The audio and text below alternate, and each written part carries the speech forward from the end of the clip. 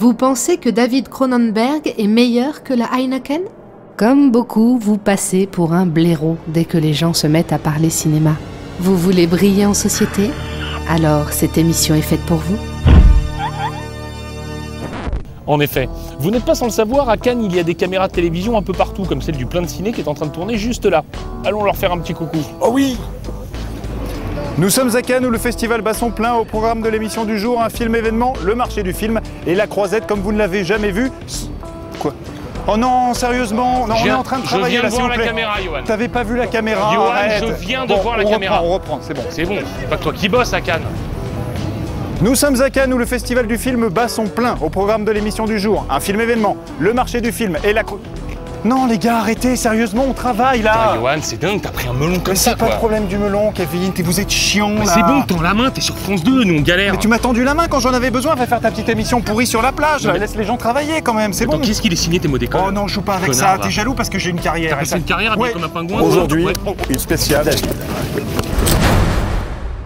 Grands habitués du festival, David Cronenberg et David Lynch y ont respectivement présenté 3 et 4 films. Crash, Spider et A History of Violence pour Cronenberg. Sailor et Lula, Twin Peaks, Une histoire vraie et Mulholland Drive pour Lynch. Saviez-vous par ailleurs qu'ils ont tous deux été présidents du jury et qu'ils ont chacun dû juger un film de l'autre, Spider en 2002 et Une histoire vraie en 1999, sans pour autant que l'un ne récompense l'autre? Saviez-vous également qu'ils figurent tous les deux dans la prestigieuse liste de réalisateurs qui ont participé au projet Chacun son cinéma pour le 60e anniversaire du Festival de Cannes, que si seul David Lynch a eu une palme d'or, c'est David Cronenberg qui s'est surtout fait remarquer sur la croisette par les scandales dont il est à l'origine, le premier lors de la projection de son film Crash, dont le sujet sulfureux a provoqué la colère des festivaliers, et le second lors de sa présidence quand il annonça un palmarès récompensant un cinéma social ultra radical avec notamment une palme à Rosetta des frères Dardenne, alors que Tout sur ma mère d'Almodovar était favori. A noter pour finir que les deux réalisateurs s'illustrent également hors du cinéma. David Lynch est peintre, musicien mais aussi photographe. L'affiche 2008 du Festival de Cannes est d'ailleurs une composition à partir d'une de ses photos.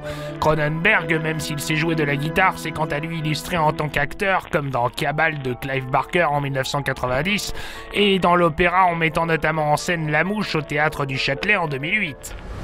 Et maintenant, l'anecdote. L'anecdote qui calme tout le monde, même tes amis les plus calés.